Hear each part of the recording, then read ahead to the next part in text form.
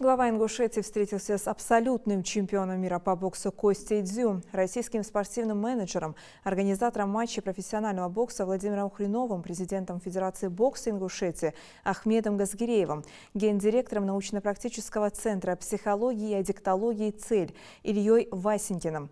Стороны обсудили возможность проведения ежегодного любительского турнира и большого профессионального турнира.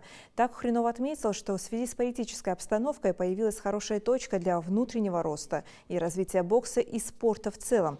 По его словам, увеличивается число занимающихся боксом, а также число людей, которые вовлечены во внутреннюю культуру бокса. На сегодня стоит задача создать соответствующую инфраструктуру, в частности, в Ингушетии.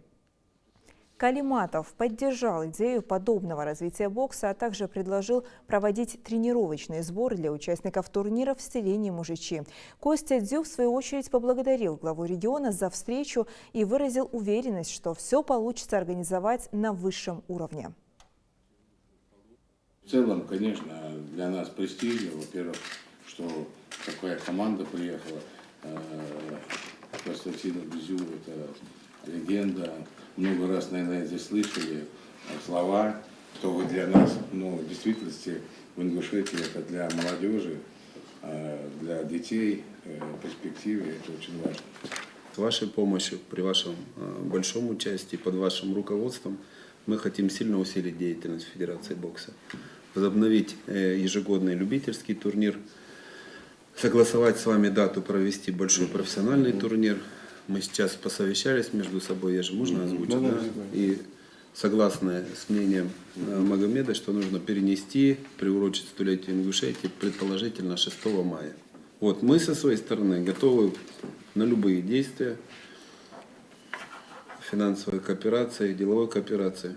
То, что 6 мая это лишь усилит турнир, больше времени на подготовку. Вот, и, конечно, будем взаимодействовать, какие есть точки приоритета. Я уже предложил тренировочный лагерь всех участников турнира организовать в Ингушетии. Это как можно больше освещать, перемещаться по детским школам. В Мужичах получится? Да. В то время не было такого спортивного комплекса. Есть, да? Он был вообще-то, мы его за 1,5 года, первых 20-21 год сделали. Там могут заселиться 150-200 человек. 200 человек. Да. В данный момент там идет сбор по боксу. И у нас приезжают со всей России. Москвичи, питерцы, все. И мы создали там условия. Перестали учить, как нокаутировать. У нас не умеют бить. Новое поколение вообще не умеет бить. Чтобы нокаут. Чтобы падали. Потому что многие-то приходят зрители посмотреть, как люди падают. Поэтому интереснее, надо создавать школу, опять обучение, как правильно бить. Это целый процесс еще.